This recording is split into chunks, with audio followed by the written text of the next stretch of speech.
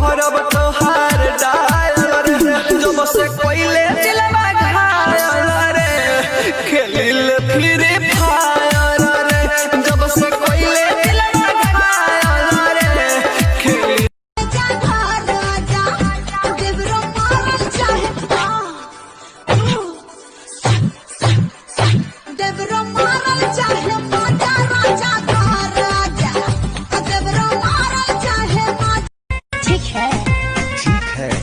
Love करके भागे हैं घर से बिहार लौट के न आएंगे।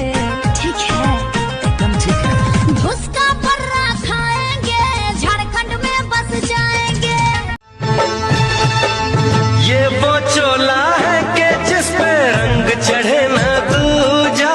ये वो चोला है कि जिस पे रंग चढ़े न दूजा। हमने तो बचपन से तहर मुस्की कायल बा दिल हमरो घायल बा चले लू रहिया में जब छनकत पायल बा।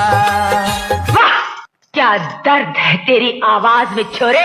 कहते हैं जब ये दिल टूटता है तो आवाज नहीं होती, लेकिन जब ये टूटता है तो कयामत आ जाती है, तूफान आ जाता है, ज़लज़ले आ जाते हैं।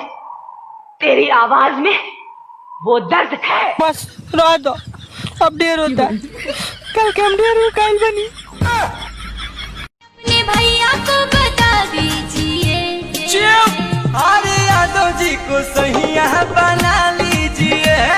ओ देश मेरे तू जीता रहे तूने शेर के बच्चे पाले एक लाल हुआ बलिदान तो क्या 100 लाल तेरे रखवाले हैं। हाँ, छुआ जो तूने तो दिल ने मारी सिटी। खाना